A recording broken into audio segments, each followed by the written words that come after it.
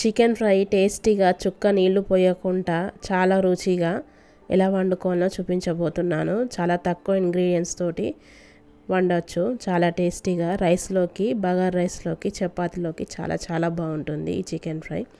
First అయితే 1 KG chicken శుభ్రంగా కడుక్కున్నాక 3 table స్పూన్ల కారం వేసుకోవాలి. వేసుకొని తగినంత ఉప్పు వేసుకోవాలి.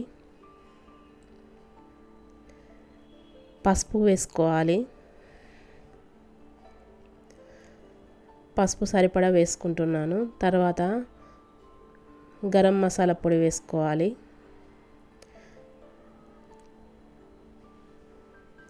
తర్వాత వేయించిన ధనియాల పొడి వేసుకోవాలి. వేసుకొని ఇవన్నీ కలిసేట్టుగా కలుపుకోవాలి. చికెన్కి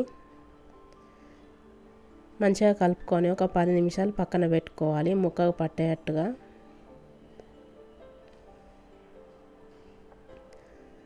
తర్వాత ఆయిల్ హీట్ అయ్యాక ఉల్లిపాయ ముక్కలు వేసుకోవాలి. వేసుకొని రంగు మారేంత వరకు వేయించుకోవాలి ఉల్లిపాయ ముక్కలు. ఇలా కాస్త రంగు మారాక అల్లం వెల్లుల్లి పేస్ట్ వేసుకొని పచ్చివాసన పోయేంత వరకు వేయించుకోవాలి. స్టవ్ చిన్నగా పెట్టుకొని ఒక 2 నిమిషాలు వేయించుకోవాలి.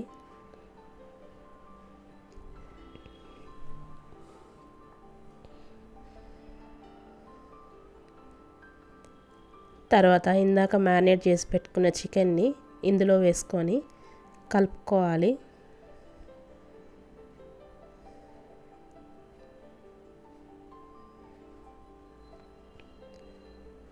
కలుపుకొని మూత పెట్టుకొని మీడియం మంట పైన ఒక 10 నిమిషాలు చికెన్ నుండి వాటర్ వచ్చేంత వరకు ఉడికించుకోవాలి.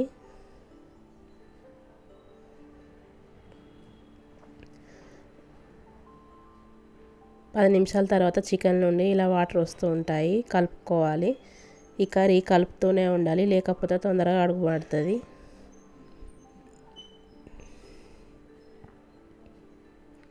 ఇలా కలుపుతూ ఉండాలి. మధ్యలో కర్రీ దగ్గర పడేంత వరకు కలుపుతూనే ఉండాలి.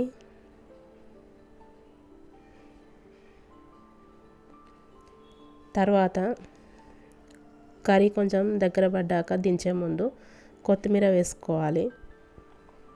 వేసుకొని కలుపుకోవాలి.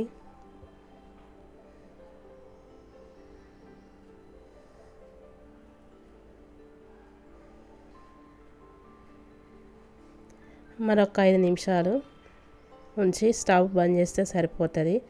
అంతే, ఎంతో సింపుల్గా చికెన్ ఫ్రై తయారైపోయింది. వేడివేడిగా రైస్లోకి, చపాతీలోకి తింటే చాలా టేస్టీగా ఉంటుంది. చాలా బాగుంటుంది. రుచి కూడా అదిరిపోతుంది.